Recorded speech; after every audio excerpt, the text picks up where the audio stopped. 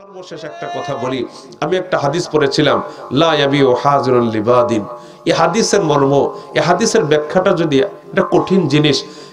ইসলামের যে অর্থনীতি আছে, ইসলামের ব্যবসা নীতি যেগুলি আছে, এগুলো আপনার গ্রামের মানুষ কতটুকু বুঝবেন আমি জানি না। ইসলামের অর্থের নীতি, যে ব্যবসার নীতি যেগুলি আছে, এগুলো এই ছোট্ট একটা হাদিস সবকিছু মানে এখানে বলা আছে। হাদিস তো ছোট, কিন্তু হাদিসের মর্ম হলো সাগর সাগর, মহাসাগর সম পরিমাণ। আজকে দেখেন বর্তমান বাজারে এখনো কিন্তু পেঁয়াজের দাম অনেক বেশি, ঠিক না?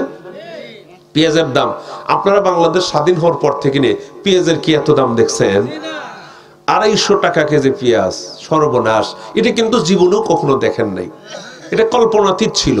কেন হলো? কিছু মানুষ দেখবেন, কৃষকেরা পেঁয়াজ আবাদ করেছে, প্রথমে তারা বিক্রি করে দিয়েছে মাত্র 10 টাকা কেজি, তারা পাইছে, ঠিক না? 10 টাকা কেজি দরে বিক্রি করে দিয়েছে, ওদের উৎপাদন খরচটা পর্যন্ত ঘরে নিয়ে আসতে পারে নাই, ঠিক না? ঠিক বললাম, লস। কিছু ব্যবসায়ীরা এই পেঁয়াজ খরিদ করে তারা কিন্তু গুদামজাত করে রেখেছিল, সিন্ডিকেট করেছে। লাখ লাখ টন পেঁয়াজ কিনে কিছু ব্যবসায়ী হাজার টন, শত টন, হাজার টন পেঁয়াজ কিনে তারা গুদামজাত করে রেখেছে। পুরা দেশের পেঁয়াজের বাজারকে মুষ্টিময় কিছু মানুষ নিয়ন্ত্রণ যখন করা শুরু করেছে, তখন কিন্তু এটা একটা কেমন ধরে কৃত্রিম সংকট সৃষ্টি হয়েছে। এই দাম দিলে ছাড়বো, না দিলে না ছাড়বো, হঠাৎ করে কৃত্রিম সংকট সৃষ্টি হয়ে গেছে। কথা কি বুঝতে পারলেন কিনা? যেহেতু কয়েকজন মানুষের হাতে চলে গেছে, কয়েকজন মানুষ যদি ঐক্যবদ্ধ হয়, কয় বাংলাদেশের মানুষদেরকে কষ্ট দেব, এইরকম দাম না দিলে ছাড়তাম না। আল্লাহর নবীজি কয়, খবরদার, স্টক ব্যবসা করবা, মুসলমানদেরকে কষ্ট দিয়ে ব্যবসা করবা, এটা ইসলামের ব্যবসা নীতি নয়। এমন করে ব্যবসা করে মুসলমান হয়ে মানুষকে কষ্ট দিবা, নো, এটা ইসলামী নীতি বহির্ভূত নীতি, ঠিক না? ঠিক বললাম? বলেন। এরপরে যে হাদিসটা বলেছি শোনেন, আপনার গ্রামের মানুষ যদি, আপনারা শহরে যদি আপনারা গ্রামের উৎপাদিত যে ফসলগুলি আছে, এগুলা যদি আপনারা মাথায় করে ভ্যানে করে নিয়ে ডাইরেক্ট শহরে গিয়ে যদি বিক্রি করেন, শহরের মানুষেরা যদি আপনাদের থেকে খরিদ করতে পারে, তাহলে কিন্তু মধ্যস্থ ভোগী যারা আছে, আপনারা যাইবেন আগের থেকে, কিন্তু আপনাদের থেকে শহরের ব্যবসায়ীরা কিনে নিবে, ঠিক না?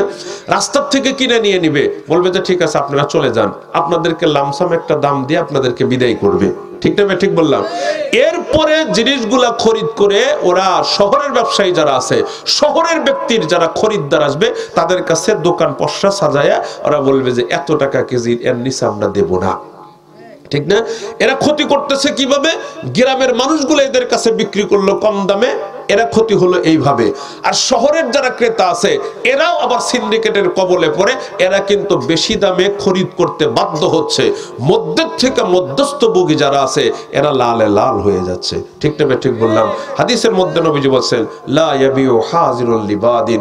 শহরের কোনো ব্যক্তি গ্রাম্য কোনো ব্যক্তির পক্ষ হয়ে কোনো জিনিস বেচা বিক্রি করবে না, দালালি করবে না। কথা বুঝছেন কিনা? কৃত্রিম সংকট সৃষ্টি হবে, এটা ইসলামের নীতিমালার বহির্ভূত একটা নীতিমালা। কথা বুঝলেন না? বুঝেন নাই?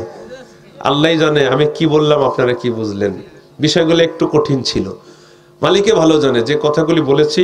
যদি কেউ বুঝে থাকেন, আল্লাহ পাক রব্বুল আলামিন আমাদের আপনাদের সবাইকে অবশ্যই বুঝেছেন, ভাঙ্গাই বোঝানোর চেষ্টা করেছি।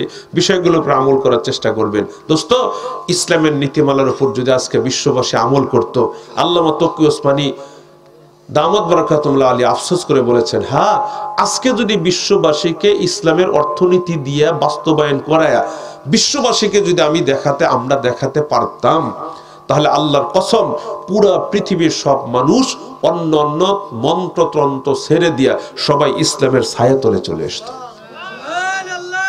ইসলামের যে কত সুন্দর নীতিমালা আছে, এগুলো আমরা একটাও ফলো করি না।